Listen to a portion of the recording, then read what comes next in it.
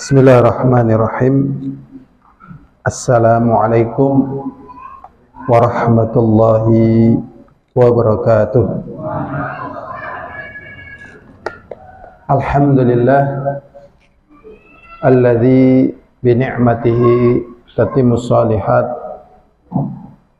Allahumma salli wa sallim ala Muhammadin wa ala alihi wa ashabihi wa man tabi'ahum bi ihsanin ila yaumiddin wa ba'd. Jadi kita diberi pertolongan dan kemudahan dari Allah Subhanahu wa ta'ala untuk menghidupkan hati kita, dan hidupnya hati dengan kita taqarrub kepada Allah, mendekatkan diri kepada Allah Subhanahu wa ta'ala. Dan jalan yang termudah, terdekat, dan paling efektif untuk taqarrub, untuk mendekatkan diri kepada Allah Subhanahu wa ta'ala adalah dengan kita menambah ilmu. Karena seperti yang dikatakan oleh Rasulullah SAW, wa may yuridillahu bi khairan yufaqihu fid din. Barang siapa yang dikehendaki oleh Allah SWT dengan kebaikan, maka difaqihkan terhadap agama. Dan semoga pertemuan kita kali ini juga dalam rangka taqarrub ilallah, dalam rangka mendekatkan diri kita kepada Allah Subhanahu wa ta'ala. Insyaallah dalam kesempatan kita kali ini kita akan membahas secara sekilas tentang tabwibat, yaitu penyusunan bab di dalam kitab Riyadhus Shalihin yang ditulis oleh Al-Imam An-Nawawi. Karena di sana banyak sekali faidah atau hikmah yang bisa kita petik. Pada bab yang pertama, beliau menulis babul ikhlas wa ikhbarun niyyah fi sairil a'mal wa ikhbarun niyyah fi jamil a'mal wal aqwal wal ahwal al-bariza wal khafiyah. Ini bab yang pertama. Jadi beliau menulis bab tentang keikhlasan dan mendatangkan niat di seluruh amalan, baik itu ucapan, perbuatan, ataupun keadaan, baik yang nampak ataupun tersembunyi. Ini bab yang pertama. Kemudian bab yang kedua adalah babut taubah, bab bertaubat. Yang ketiga adalah babus sabar, bab kesabaran. Jadi kalau kita lihat di dalam tabwibat beliau di dalam membuat bab, nah ini dengan ketepatan, ya, dan berikutnya ya, dari bab yang keempat, kelima, dan seterusnya. Jadi bab yang paling pertama ini adalah bab yang paling penting ya, bab yang pertama adalah bab yang paling penting ya. Dan yang paling pertama ini paling dikenal dan sebenarnya ya paling dimudahkan oleh Allah SWT ya, seperti rukun iman, rukun Islam, begitu. Ilhadirun azani wa azakumullah. Jadi dalam bab yang pertama yaitu ikhlas dan menghadirkan niat, ini berlaku bagi seluruh amalan. Berlaku bagi seluruh amalan.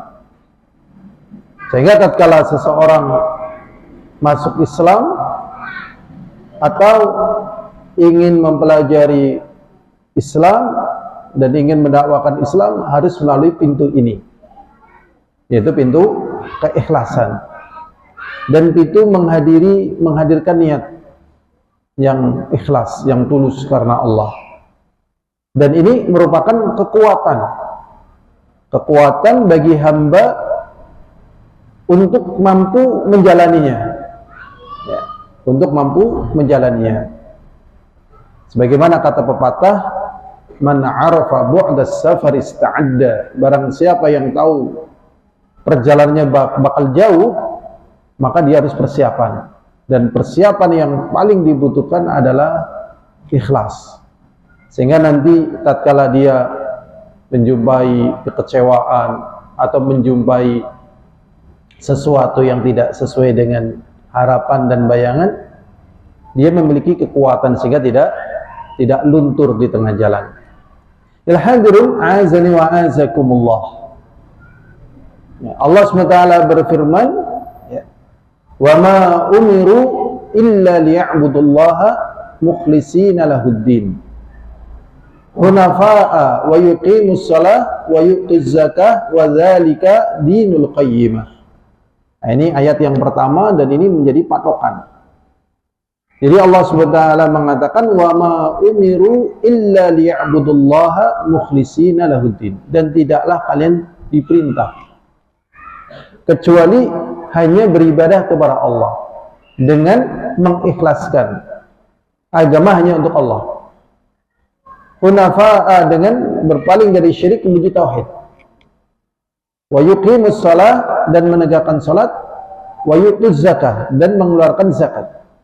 Wa dzalika dinul qayyimah, dan itu adalah agama yang tegak. Nah, yang kita soroti pada pembahasan ini yaitu masalah tadi keikhlasan. Yang kita soroti ya, biar sesuai dengan pembahasan. Jadi kalau misalnya kita mau beribadah tetapi tidak ikhlas, ya lebih baik tidak usah ibadah. Jadi kalau mau ibadah ya harus ikhlas. Makanya para ulama mengatakan tidak ada sesuatu yang paling aku rasakan berat di dalam menterapi diriku daripada keikhlasan, ya, keikhlasan niatku di sini. Jadi ikhlasnya niat penting sekali. Ini berlaku bagi seluruh amalan. Nah, di bulan Ramadan ini bertabur pahala, bertabur ampunan, bertabur kebaikan. Tapi semuanya bisa tidak ada gunanya. Ya. Tidak ada apa? Gunanya. Sia-sia. Sebagaimana kata Rasulullah SAW, "Rubba sha'imin laisa min siyamihi al-ju' wal 'atas." Berapa banyak orang yang berpuasa itu nggak ada apa-apanya itu. Yang dia dapatkan cuma lapar dahaga gitu. Yaitu unsur individu dia gitu. Manusia nggak makan ya lapar. Ya. Orang beriman nggak makan lapar.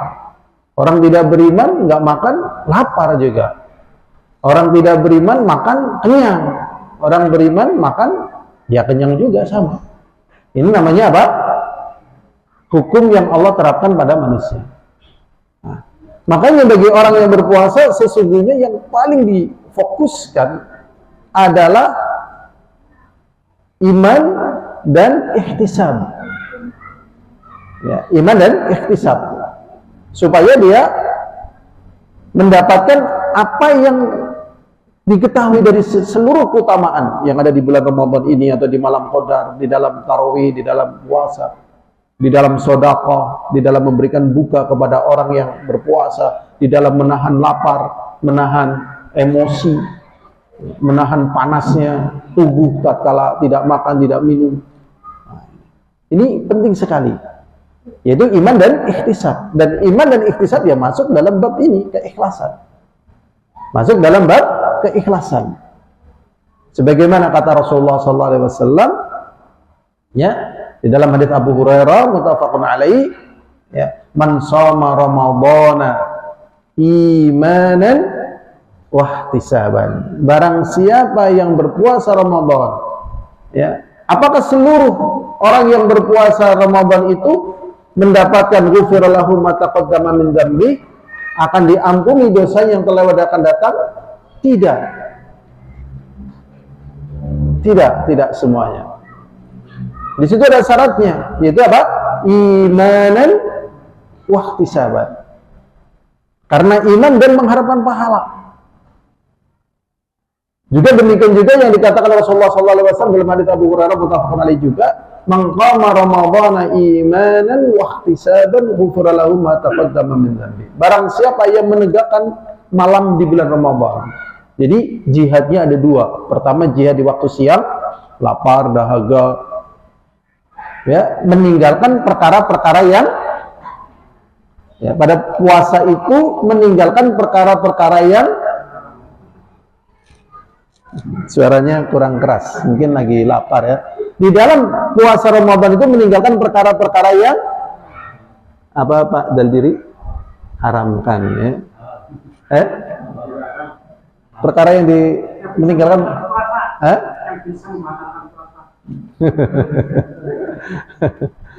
meninggalkan perkara-perkara yang dihalalkan. Makan halal, minum halal. Maaf ya, jima dengan istri sendiri halal. Ditinggalkan, coba bayangkan. Kalau homer jelas haram, judi haram, dan teman-temannya korupsi dan sebagainya haram, jelas, nipu haram, itu jelas tuh. Ini perkara yang halal. Perkara halal itu jelas lebih berat daripada perkara yang haram. Kalau pada perkara yang haram aja gagal, berarti tidak mampu menempuhi pada perkara yang halal. Makanya yang terjatuh pada korupsi, puasanya itu sebenarnya belum berhasil ya. Iya, belum berhasil. Hati-hati nih, puasanya belum berhasil. Kalau misalnya puasanya berhasil, duit ngambang ya, korupsi apa ya, kan bagi-bagi amanah. Ya. Enggak mau. Ini harus dilatih kekuatan iman gitu ya di sini. Makanya imanan wahtisaban tadi. Jadi meninggalkan perkara yang halal. Ini jauh lebih berat ini, karena iman. Kemudian di antara manusia tatkala beribadah itu ada yang timbul rasa senang sekali. Ya, karena nikmat. Ya, karena nikmat. Sampai akhirnya tatkala dia tidak mampu berpuasa, dia memaksakan diri untuk berpuasa. Tidak mampu berpuasa, dia paksakan diri untuk berpuasa. Boleh apa tidak boleh? Boleh apa tidak boleh? Dia tidak mampu berpuasa, tapi dia paksakan untuk berpuasa. Boleh apa tidak boleh? Tidak boleh. Iya. Karena apa? Karena yang memerintahkan puasa itu Allah, bukan diri kita. Maka kita ini iman dengan puasa itu perintah dari Allah. Ya, perintah. Ya, contoh yang lain banyak, seperti orang-orang Nasoro ya, ada yang sahur, puasa dan begitu ya. Itu lain pembahasan. Tetapi ada juga di antara orang-orang yang beriman nggak mampu puasa, memaksakan diri puasa. Maka jadinya dia melakukan perbuatan haram. Ya, waktu itu para sahabat ya, safar, ada di antara mereka yang membatalkan puasa. Kemudian di antara mereka ada yang tetap puasa karena iman-iman. Ternyata yang tidak membatalkan puasa itu pingsan. Yang membatalkan puasa melindungi, menaungi sambil ngipasi gitu. Kemudian Rasulullah SAW mengatakan pada hari ini orang-orang yang berbuka memborong pahalanya orang yang berpuasa. Kemudian Rasulullah SAW mengatakan laisa minal birri asyamu fis safar. Bukan termasuk kebaikan berpuasa tatkala safar, maksudnya dalam keadaan tidak mampu. Kalau mampu boleh ya, kalau tengah-tengah antara mampu dan tidak mampu tapi masuk dalam kategori mampu gitu ya, berat, itu makruh. Kalau enteng, nyaman, nah, itu boleh. Hanya sekedar boleh, bukan sunnah ya, boleh saja. Nah, tapi kalau tidak mampu, haram. Kenapa? Tadi karena iman. Jadi memang agama ini ukurannya adalah apa? Iman. Ya, iman. Karena Allah SWT adalah zat yang paling mencintai hambanya dibanding hamba itu terhadap diri mereka sendiri. Jadi ini fungsi daripada ikhlas. Ya, ikhlas. Jadi ikhlas itu merupakan kontrol dari amalan kita masing-masing, dikontrol nih. Berlebihan apa enggak, kekurangan apa enggak, dikontrol sehingga sesuai dengan apa yang mendatangkan ridho Allah SWT. Berikutnya hadirin azani wa azakumullah, ini sebagai penjelasan tambahan yang ada di dalam kitab Riyadhus Shalihin tentang masalah ikhlas tadi. Ya, tentang masalah apa? Ikhlas atau niat yang benar karena Allah. Jadi di dunia ini manusia itu campur. Ada yang baik, ada yang buruk. Ya, ada yang baik, ada yang buruk. Bagaimana dipisahkan? Jadi peristiwanya ini seperti dalam hadis yang diriwayatkan oleh Aisyah radhiyallahu taala anha. Ya, bahwasanya Rasulullah SAW mengatakan pasukan itu menghancurkan Ka'bah. Maka tatkala mereka berada di tanah yang luas, minal ardi yukhsafu bi awwalihim wa akhirihim. Jadi tatkala mereka berada di tempat yang sangat luas, ternyata semuanya oleh Allah ditenggelamkan ke bumi. Jadi memang yang menyelamatkan agama Allah ya Allah sendiri. Yang menyelamatkan hamba-hamba Allah ya Allah sendiri gitu. Jadi kalau dipikir-pikir, jadi orang yang kafir itu putus asa. Hampir berhasil digagalkan oleh Allah. Hampir berhasil digagalkan oleh Allah. Kalau diberhasilkan gimana? Ya apa hikmahnya Allah SWT menciptakan manusia untuk beribadah padanya? Firaun hampir berhasil, gagalkan. Ya kan? Namrud hampir berhasil, gagalkan. Abu Jahal, Abu Lahab hampir berhasil di dalam memadamkan cahaya Allah, gagalkan begitu. Terus gitu. Belanda, Jepang dulu waktu numpes negeri kita hampir berhasil, Allah gagalkan. Jadi yang menggagalkan ya Allah. Kembalinya kepada catatan sejarah. Ya. Jadi Allah yang menggagalkan. Makanya Allah SWT mengatakan wazarni wal mukadzibina uli na'mati wa mahilhum qalila. Udahlah biarin aja. Aku sendiri yang akan menghadapi mereka. Ya, dan berikanlah waktu kepada mereka, tangguh waktu sebentar saja. Jadi Allah yang ngadepin. Kalau bukan karena penjagaan Allah ya kayaknya di bumi ini sudah tidak ada orang yang beribadah kepada Allah. Kira-kira begitu ya. Ada nggak kira-kira kalau mereka tidak digagalkan oleh Allah? Ada nggak orang yang beribadah di muka bumi ini? Kayaknya nggak ada ya. Habis sudah. Ya, Firaun aja ngabisin, Abu Jahal ngabisin gitu. Nah, ini semuanya ditenggelamkan oleh Allah SWT.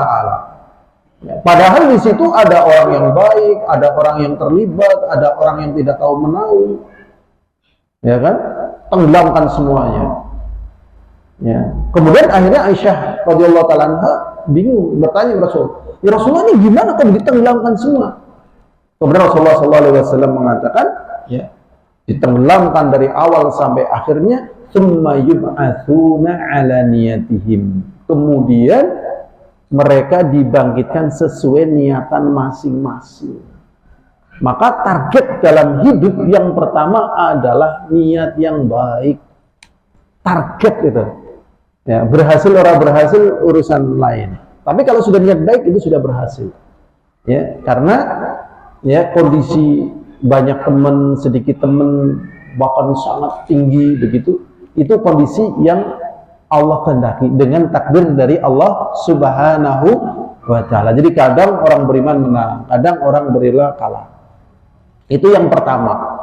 Ya, jadi untuk membedakan antara orang yang campur tadi, ya ternyata di sini ya dibedakan dengan tadi adanya niat.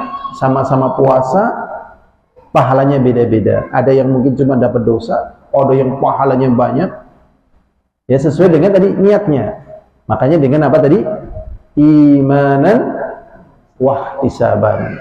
Dan ini berlaku bagi seluruh amalan. Sehingga tatkala kita lagi lapar banget puasa, kok belum adzan maghrib ya, siang biasanya sore, ya kayak perutnya, ya Allah kayak ada binatangnya gitu kan. Masya Allah. Ya. Kadang orang nggak kuat. Ingat kita lagi apa? Ihtisab. Lagi apa? Ihtisab. Mencari apa?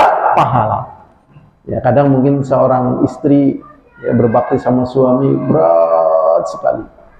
Ya rasanya ingin, ya berat sekali ya. Ingat lagi ihtisab. Atau seorang suami atau seorang anak berbakti kepada orang tua ya yang sudah pikun, udah berak di situ, kencing di situ, berat sekali. Ini ingat ihtisab.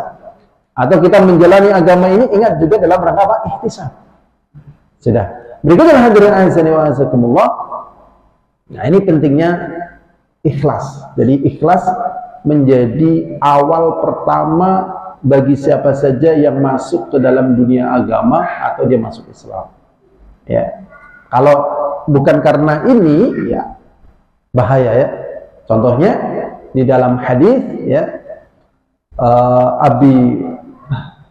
di dalam hadis Abi Bakrah Nufai al-Harithi radhiyallahu taala anhu, Rasulullah sallallahu alaihi wasallam mengatakan, "Idzal taqa muslimani bi sayfihima al-qatil wal maqtul finnar." Ya. Apabila dua orang muslim bertemu, ya, kedua-duanya dengan pedangnya, kata Rasulullah SAW, yang membunuh sama yang dibunuh itu semuanya masuk neraka. Kaget kan? Kemudian sahabat bertanya, "Hadza bali qatil ya Rasulullah, kalau yang dimasukkan neraka ini orang yang membunuh wajar, bagaimana yang dibunuh?" Nah, ini bahayanya niat nih. Ya, bahayanya niat yang jelek. Kemudian Rasulullah SAW mengatakan kenapa dia juga dimasukkan neraka? Karena harisun ala qatli sahibih. Karena dia juga ingin membunuh. Nah, ini makanya jangan sampai kita ya berperang. Ini ingat ya, penting banget ya. Nanti mungkin masuk ke bab berikutnya ya. Jangan sampai kita berkelahi, berperang ataupun yang lainnya yang sifatnya seperti ini tanpa keikhlasan. Jadi kalau memang kelahi ya ikhlas. Kenapa kamu kok kelahi? Sana bawa pedang, kamu juga pedang. Saya itu hanya ingin melindungi diri saya supaya jangan terbunuh dan mati konyol. Nah, kamu ingin membunuh dia ya? Enggak. Nah, terus kamu gimana ya? Kalau terpaksa dia berbahaya, paling akan saya ya fokuskan ke hal-hal yang tidak membahayakan, tidak sampai mematikan, tapi menghentikan. Nah, ini maka kalau dalam bidang seperti ini ya penting ya orang punya ilmu bela diri sehingga bisa kontrol ya, yang ini berbahaya, ini tidak berbahaya, ini hanya untuk menolak bahaya begitu. Ini bahayanya apa? Niat yang jelek tak terkontrol. Jadi memang harus kontrol nih. Dan seperti ini hukumnya adalah wajib. Ya, jadi niat ikhlas. Berikutnya hadirin azani wa azakumullah, sekarang kita masuk pembahasan taubat. Jadi begini, setelah kita masuk Islam atau setelah menerima ikhlas, yang berikutnya adalah taubat. Ya, berikutnya apa? Taubat. Karena kalau tidak taubat, ya tidak mungkin. Itu sebagai bentuk keikhlasan kita di dalam, ya, sebagaimana yang diucapkan ya, raditu billahi robba wa bil islami dina wa bi Muhammadin nabiyyan wa rasulah. Enggak mungkin. Jadi memang melalui pintu yang namanya apa? Taubat. Dan para sahabat juga melalui pintu taubat ini. Mayoritas sahabat tadinya adalah musyrikin. Ya, mayoritas sahabat tadinya adalah musyrikin. Tatkala mereka mengenal tauhid, dia harus bertaubat dari syirik. Dan di antara mereka juga terjatuh pada maksiat. Ya, minum khamar, judi, dan yang lainnya. Ya, makanya tatkala mereka sudah dibimbing keikhlasan, takut kepada Allah, kemudian turun ayat khamr, yas'alunaka 'anil khamr. Mereka bertanya kepada engkau tentang khamr. Kemudian akhirnya turun pengharaman khamr, ada di antara mereka sedang minum khamr. Karena ikhlas, mereka tidak berpikir ini tenggakan terakhir. Karena apa? Ikhlas. Karena ikhlas menghadirkan niat, tidak berpikir ini adalah apa ini biasanya kayak gini? Ya, isapan yang terakhir, ya kan? Lah, keri sepertilah nanggung gitu. Pak, ngerokok haram dulu Pak. Kalau orang sing ngomong halal, sing bener sih haram Pak. Bener memang halal ya, para sahabat pada ngerokok. Imam Bukhari orang ngerokok, belum orang ngerokok. Ya. Sebenarnya haram, iya haram. Yakin apa? Yakin. Ya bisa aku terima haram. Tapi kayak garis sepetil. Nanggung lah. Nanggung kok. Kong wis kadung tuku sepes, ya, tuku sepes dari separuh. Wah mentong nangge. Itu tidak ada istilah begitu. Ya, nggak ada istilah. Jadi maksudnya dibuang. Bahkan yang di botol-botol dibuang. Bahkan yang masih punya dream-dreaman. Ya, punya dream-dreaman Homer, coba bayangkan. Jadi memang Islam itu merubah. Betul-betul bisa merubah. Tadi apa dengan pintu? Tadi iman tadi, ikhlas tadi. Kalau enggak berat. Yang mandi di sungai itu hukumnya haram. Karena membuka aurat. Yang berak di sungai halal apa haram? Haram. Kencing di sungai loh, halal apa haram? Haram. Buang sampah di sungai halal apa haram? Haram. Dan kalau diteliti, banyak perkara-perkara haram jadi halal. Menurut umum, berak di sungai halal apa haram? Menurut umum loh masyarakat. Umumnya kan dunia senang kene gitu kan. Halal apa haram? Umum loh. Berak, kencing dan sebagainya. Umumnya loh. Halal kan? Nah, akhirnya pemerintah secara ya kebaikan lah. Bikin jamban dan sebagainya dulu programnya. Tapi sekarang tetap masih banyak orang yang menggunakan jasa itu. Secara hukum syariat nggak boleh. Nah, kemudian ada lagi sebenarnya kalau tidak mampu juga haram sebenarnya, tapi jarang disentuh. Mendaki gunung banyak yang mati, laut juga demikian. Kalau kira-kira nggak mampu, tidak safety jangan. Itu ilmunya harus banyak, keamanannya juga banyak. Daripada mendaki gunung yang mending iktikaf, ya kan? Terus mendaki gunung nikmatnya apa? Ya gitu. Nikmatnya kan bangga, itu gunung tertinggi sudah saya daki gitu. Kok bangganya begitu? Itu namanya tadi niatnya keliru, gitu kan? Nah, kembali ke niat. Sudah. Jadi taubat itu yang pertama dari syirik. Yang kedua dari bid'ah. Yang ketiga dari maksiat. Yang sering dibahas yang namanya taubat itu dari molimo. Masih ingat molimo? Madat, main, madon, terus apa lagi? Kelalen, yes.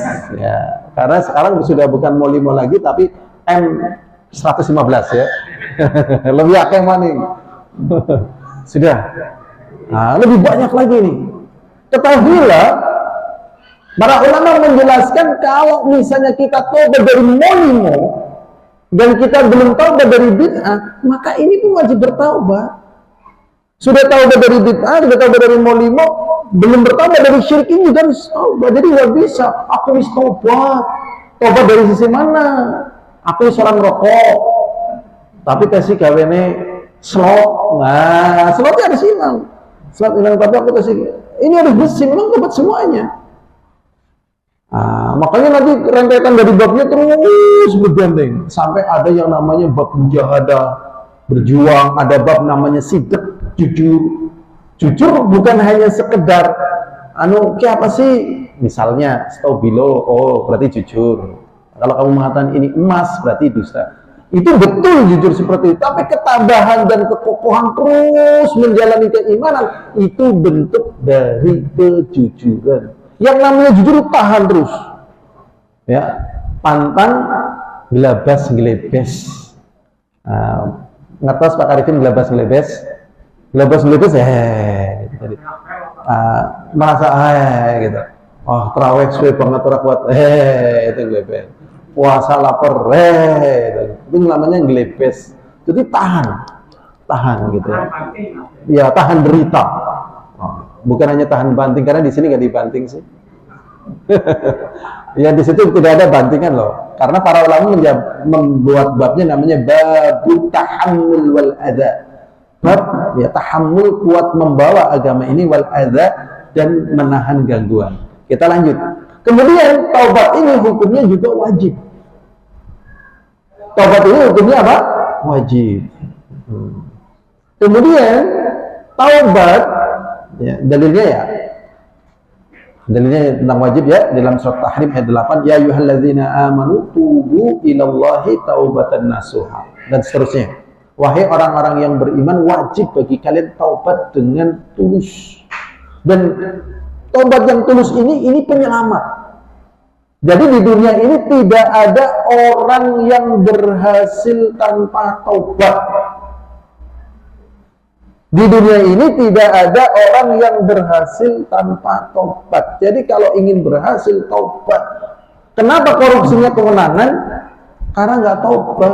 Apakah ada korupsi pada waktu sujud? Enggak. Apakah ada temennya banyak? Jadi kalau ingin taubat dari korupsi, ya meninggalkan dunia itu. Kalau tidak meninggalkan dunia itu, kalau wis sebagai pancing nanggu, aman pokoknya. Gitu. Wah, aku resikonya. Permasalahan aman nggak aman bukan masalah itu. Ini masalahnya kembali pada perkara yang pertama, imanan wahtisaban. Bisakah manusia lolos dari jeratan hukum Allah? Enggak. Fir'aun ada lolos dari jeratan hukum Allah. Nyatanya pas ketilang, ya, kemudian Fir'aun mengaku beriman karena dia tahu nggak mungkin, pasti kembali kepada Allah. Orang kalau mau dieksekusi mati itu udah pikirannya. Itulah makanya nggak bisa. Memang jalurnya adalah taubat. Menurut itu ya ribet dah. Orang usah Islam sisan, orang usah tobat-tobatan sisan. Ini masuk ya tadi dalam perkara keikhlasan itu gagal sudah. Ya, dan di sini masih ada unsur yang namanya membangkang dan berarti diterapi lagi.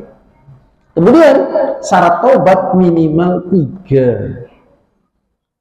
Yang pertama yaitu ayakla anil maksiyah fawra. Jadi mencabut dari maksiat secara segera. Ya, pak tobat pak lah. Ki duit kita siake. Mau harus entong nggak nyong tobat. Itu enggak. Walaupun duitnya banyak, tobat ya. Dari judi dan sebagainya ya.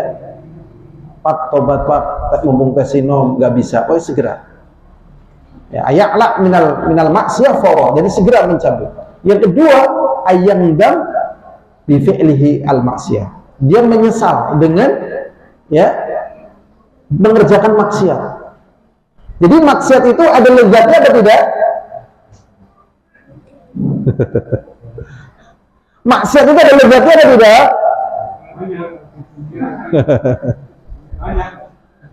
Ya jelas ada lezatnya. Kalau nggak ada lezatnya orang nggak mau maksiat lah.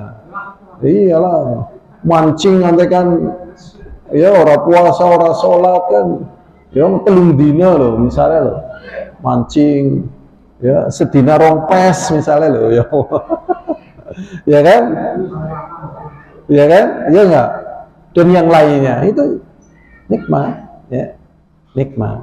Nah, di antara bentuk kita menyesal atas perbuatan maksiat itu nggak cerita. Kalau diceritain nangis.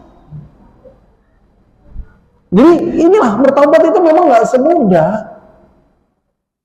Makanya bagi orang yang taubatnya betul-betul itu nggak ada, maaf ya, nggak ada yang namanya istilahnya CLBK. Ini buat contoh aja sih ya, tidak ada contoh aja. Tidak ada istilah apa? CLBK. Ya kan tetap, aduh, bersemi kembali, andaikan gitu ya. Saat dulu seperti ini, kenapa dulu nggak terjadi dan sekarang terjadi di saat di antara kita semuanya sudah ada yang memiliki. Ya Allah, ya Rabbi. Berarti di sini masih merasakan manisnya maksiat. Atau contoh yang lain, pas saya menang slot misalnya, Masya Allah, gratis sih semua gitu. Siapa yang minta kasih, dan sekarang saya udah kalah, mau gimana lagi? Itu nggak usah diceritain, stop rahasia. Pokoknya cerita-cerita itu ditutup gitu. Nah, kadang Anda pernah dengar nggak orang cerita-cerita tentang masa lalu maksiat dia? Pernah lah, curhatan dan sebagainya. Ini jangan, stop. Ini gimana, rahasia. Oh udah, nggak ada yang tahu masa bodoh. Udah enggak. Walaupun mungkin hati kadang ya menggoda. menggoda ya, namanya godaan. Orang misalnya biasa main gitar, pas silaturahmi di tempat orang tua atau mertua ternyata ada gitar saudaranya misalnya, dia ahli gitar, ingin megang nggak? Kalau dia bertobat, jangan ini masalah di saya, udah saya tinggalin. Di dalam hatinya, gitu. Dan nggak perlu cerita, saya kalau ini sudah ritmenya paling bagus saya. Ini kamu mainnya kurang bagus nih, ini kayak gini caranya. Udah lupain aja, lupa. Yandam bi fi'lihi al-maksiyah. Yang berikutnya adalah ya, ayat zima ala ya'uda ilaih. Dia bertekad untuk tidak mengulangi. Nah, ini berarti pertobatan itu sulit. Kenapa ada orang yang akhirnya celaka? Karena taubatnya tidak sempurna. Dia sudah beriman, murtad. Naudzubillah min dzalik, ya. Nah, ini memang udah beriman, udah sabar. Jangan sampai murtad walaupun di dalam keimanan itu mengalami rasa sakit yang berat, hinaan, celaan, dibuang, nggak peduli. Karena pertobatan itu kepada Allah, bukan kepada orang, bukan karena tua, bukan karena sakit, bukan karena peluangnya nggak ada, tetapi karena Allah. Nih, jadi bertekad tidak melakukan maksiat. Nah, ditambah satu lagi, kalau itu hubungannya dengan manusia, nah itu diselesaikan. Dan taubat kepada manusia jauh lebih sulit. Nah, di sebuah grup WhatsApp itu ya, ada yang bertanya, Ustadz, dulu saya itu memegang proyek perbaikan irigasi. Perbandingannya itu kan harusnya 4:1. Lah saya jadikan 5:1. Bagaimana taubatnya? Ada teman yang jawab, ya harus dikembalikan, coba bayangkan. Nah, kembalikannya gitu kan berat ya kan? Berat sekali ya Allah. Dan yang lebih berat lagi, mengembalikan kredibilitas seseorang yang sudah dijatuhkan kebaikan dan di bawahnya. Sampai hari ini masih banyak orang yang menjelekkan Aisyah radhiyallahu ta'ala, katanya pezina begini dan begitu. Kalau di Iran ada orang namanya Aisyah sembelih, walaupun bayi sembelih gitu ya, karena bencinya mereka kepada Aisyah luar biasa. Padahal itu Aisyah tidak berbuat apa-apa. Jadi satu kejadian waktu itu kalung beliau jatuh, ya kan? Akhirnya beliau nyari, tatkala nyari ini berjalan ontanya. Tidak tahu Aisyah di bawah, nggak ketahuan. Kemudian ada sahabat yang memang bagian terakhir, ada orang atau perhiasan tertinggal yang mengut, namanya Sofan bin Asal ya. Bin Asal, bin Mu'attal radhiyallahu ta'ala. Akhirnya subhanallah, kaget nih Rasulullah, akhirnya suruh naik di bawah. Ternyata diberitakan bahwasanya Aisyah telah berbuat zina. Dan berita ini ya Allah, sampai hari ini pun nggak bisa dibersihin, hati-hati sekali. Maaf ya, Islam benar apa salah? Islam benar apa salah? Masih ada nggak orang yang menganggap Islam itu sesat? Ada. Itu ulah siapa? yang mereka menanamkan dari obrolan saya dengan teman saya itu. Kenapa kamu ada singkat cerita, dia memang didoktrin, dan itu ternyata secara umum begitu. Islam itu agama teroris, itu kalau zaman sekarang. Kemudian yang kedua, Islam itu menyembah patung berbentuk kotak, yaitu Ka'bah. Ya, astagfirullahaladzim. Dulu juga dibilang kayak gitu, ya Allah. Dan ini sampai sekarang, coba. Nah, ini berbahaya. Masya Allah. Jadi taubat, maaf ya, dari molimo itu sebenarnya lebih mudah daripada taubat dari seperti ini. Hati-hati sekali. Coba mau betulinya gimana coba. Makanya kita berlindung kepada Allah dari hal-hal yang demikian itu. Ilhadirin azani wa azakumullah. Bagaimana kalau sudah terlanjur terjadi, sudah lakukanlah semampunya, sebisanya. Ya, dari seluruh dosa-dosa itu, dari syirik, dari bid'ah, dari maksiat gitu. Ya, baik bid'ah secara pemikiran atau secara perbuatan. Akhirnya memang jadi belajar. Kalau di dalam puasa yang terkenal, ini hadisnya kan dhaif ya kan. Sumu tasihhu, ya kan? Berpuasalah kalian akan sehat. Loh, dia orang sudah guling-guling nih, udah nggak kuat, lambungnya kena ya. Nah, terus dibawakan dalil ini, benar apa salah? Puasalah kamu akan sehat. Benar apa salah? Salah. Udah guling-guling ya medot lah. Sumu tasihhu, ada digawa nang ambulan lah, gawa kuburan. Jadi kadang ya Allah, saking semangatnya keliru terapan. Keliru apa? Terapan. Bocah cilik kon tahajud, umur 5 tahun kon tahajud. Orang belum tahajud tapuki. Wah kan ada di imam kudu tahajud, kon ngapal Quran, orang belum tapuki. Akhirnya anaknya stres coba. Ya Allah ya Rabbi, nggak boleh kayak sini, kan ada tahapannya. Ya, dan kalau keliru kembali di sini kembalinya hamba dari tobat kepada Allah SWT itu sebagaimana hadis dalam riwayat Hamzah Anas bin Malik, semoga Allah meridainya, Rasulullah SAW mengatakan, ya, lillahi afrahu bi taubati 'abdi min ahadikum saqata 'ala ba'irihi wa qad adallahu fi ardin falah. Jadi Allah itu lebih senang dengan taubatnya salah seorang di antara kalian ketimbang orang yang hilang perbekalannya, hilang kendaraannya di tanah yang sangat luas. Tatkala kembali dia sangat bahagia. Sampai mengatakan sesungguhnya engkau adalah hambaku dan aku adalah Tuhanmu, karena saking bahagianya. Ya, mengatakan Allah adalah hambanya dan dia adalah Tuhannya karena saking bahagianya. Ya. Nah, Allah lebih bahagia taubatnya hamba tersebut kepadanya daripada orang ini. Makanya sebenarnya yang menjadi permasalahan itu adalah kesungguhan dalam bertobat. Jadi selama ada kekuatan untuk bertobat, jatuh lagi, taubat lagi, jatuh lagi, taubat lagi. Ya, terus, dan jangan pedulikan celaan orang yang mencela ataupun orang-orang yang menyebarkan aib kita, ya, karena Allah cinta. Berikutnya hadirin azani wa azakumullah, setelah tadi ikhlas, menghadirkan niat dalam seluruh amalan, kemudian bertaubat, apa coba kira-kira lanjutannya? Dan itu semuanya berat. Apa kira-kira? Sabar, ya kan? Kalau tidak sabar, maka dari ikhlasnya gagal, murtad, dari sunnahnya jadi bid'ah, taatnya jadi maksiat, tauhidnya jadi syirik. Jadi memang ini semuanya membutuhkan terapi. Ya, dulu aja di masa Rasulullah SAW dalam mensyirikan, ya, tatkala para sahabat mengatakan kepada Rasulullah SAW, ya Rasulullah, ij'al lana dzata anwatin kama lahum dzata anwat.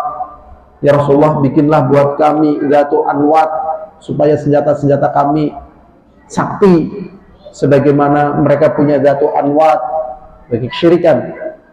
Kemudian Rasulullah kaget, Allahu Akbar, innaha lasunan. Ini sungguh sudah dilakukan umat-umat terdahulu. Sebagaimana umatnya Nabi Musa mengatakan, ij'al lana aliha kama lahum aliha. Wahai Musa, bikin buat kami Tuhan-Tuhan yang banyak sebagaimana mereka punya Tuhan-Tuhan yang banyak. Syirik ini. Kalau nggak sabar, terjatuh kembali kepada syirik walaupun setelah bertauhid. Jadi orang bisa kembali syirik, bisa. Ada kisah nih ya. Ada seorang yang sudah belajar tauhid. Mungkin karena kefakiran, akhirnya pas saya ketemu dengan dia sudah nggak peduli dengan ngaji dan kegiatannya ternyata mencari pring petuk. Nah, mencari apa?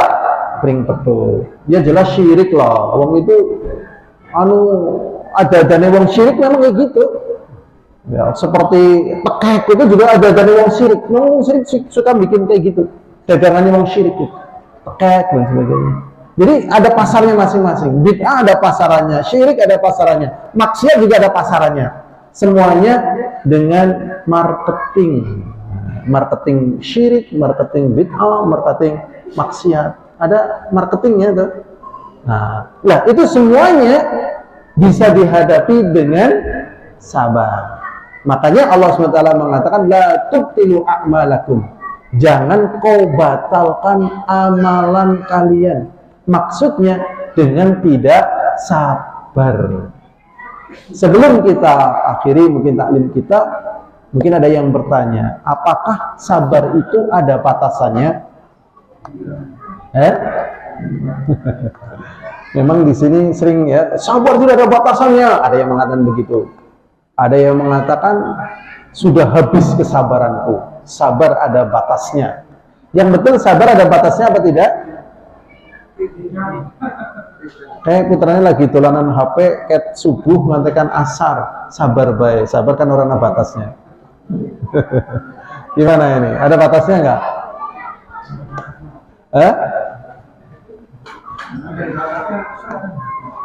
Sebenarnya ini ada dua sisi. Ada dua apa? Sisi. Yang pertama, sabar itu tidak ada batasannya. Maksudnya adalah kesabaran secara umum di dalam kita bertakwa, ikhlas, beramal soleh. Ini tidak ada batasnya. Batasan sabar itu hilang tatkala kita sudah di surga, maka tidak ada batasannya. Kemudian ada juga sabar yang ada batasannya. Maksudnya di sini adalah tangguh yang diberikan, ya, tangguh yang diberikan untuk diambil tindakan yang lain, ya, untuk diambil tindakan yang lain, ya. Jadi misalnya dapat peringatan 1, peringatan 2, peringatan 3, dan itu dalam batas kemampuan kita, ya jangan berhenti di situ. Kita meningkat pada peringatan yang berikutnya. Dan tatkala kita menjalankannya ini pun dengan sabar, ya, dengan apa? Sabar. Jadi intinya memang, ya, hidup ini tidak ada yang lepas dari kesabaran. Sehingga kata Umar bin Khattab, wajada fi khairi aishina as-sabr. Ya, dan kita jumpai, ya, sebagus-bagus kehidupan kami adalah sabar. Nah, kemudian berikutnya, sabar itu tatkala menghadapi hantaman pertama. Ya, tatkala menghadapi apa? Hantaman pertama. Kalau sudah berikutnya ya sudah enggak, ya. Seperti kisahnya, ya, dari hadis Anas, tatkala Rasulullah melewati seorang wanita yang ditinggal mati anaknya. Kemudian wanita itu tatkala menangis, dikatakan oleh Rasulullah mengatakan falyasbir falyahtasib. Udahlah, kamu sabar dan berikhtisab. Tadi imanan wahtisaban. Jadi kalau ada orang meninggal dunia, nasihat yang paling bagus adalah tadi falyasbir falyahtasib. Hendaknya engkau sabar dan mengharapkan pahala. Walaupun ada orang-orang yang ditinggal mati itu benci kalau dinasehati dengan sabar, berarti dia tidak sabar di situ. Memang harus sabar, memang berat. Orang lagi marah, lagi dilecehkan, lagi dijatuhkan, suruh sabar. Biasanya dinasehati ini juga marah, berarti dia tidak sabar juga. Ya harus sabar, kemudian berharap pahala. Nah, wanita ini tatkala ditinggal mati oleh anaknya tadi, dinasihati suruh sabar dan berharap pahala, kemudian dia mengatakan ilaika anni, udahlah kamu nggak usah urusanku. Akhirnya Rasulullah pergi. Tatkala Rasul pergi, wanita ini dikatakan itu tadi yang nasihati Rasulullah. Akhirnya dia ngejar. Saya tidak tahu, ngejar Rasulullah. Saya tidak tahu kalau tadi engkau yang menasihati Rasulullah. Kemudian Rasulullah mengatakan, inna sabra min sadamatil ula. Yang namanya sabar adalah tatkala hantaman pertama. Ya, tatkala menghadapi pertama kali, yaitu sabar, ya. Masya Allah, memang agama ini sangat agung. Kemudian berikutnya lagi ya hadirin azani wa azakumullah. Kemudian ada hal yang ini menjadi berita gembira bagi kita, ya, bagi kita, ya, bahwasanya ya, bagi seorang muslim atau mukmin tatkala dia menjalani kehidupan ini dengan tadi ikhlas, pertaubatan, dan juga sabar, maka ini menjadi pembersih dari dosa. Nah, ini tadi syaratnya dengan apa? Sabar. Jadi bagi seorang muslim yang tadi udah ikhlas, taubat dan beramal itu, jangan lepaskan pahalanya dengan tidak sabar. Ya, karena jadi muslim ya berat ya. Biar pahalanya nggak lepas, maka sabar. Sebagaimana di dalam hadis Rasulullah SAW, Rasulullah mengatakan, "Ma yusibul muslimat," tidak ada yang menimpa kaum muslimin min nasabin, dari sakit, wala wasabin, ya, dari musibah, wala hammin, dan dari kesedihan, gundah gulana. Jadi seorang kaum muslimin pernah mengalami ini. Wala hazmin, dan dari kesedihan, wala adza, tidak pula dari gangguan, wala ghammin, ya, dari ya mirip ya ghammin, dari gundah gulana.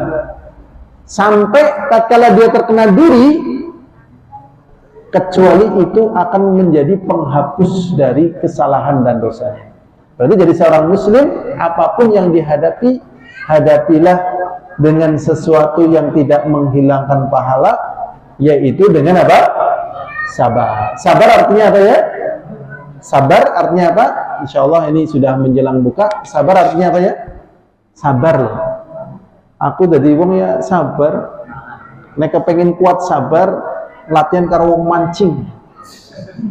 Karena di dunia ini yang paling sabar itu orang mancing. Makanya ada dewa namanya dewa mancing, karena paling sabar.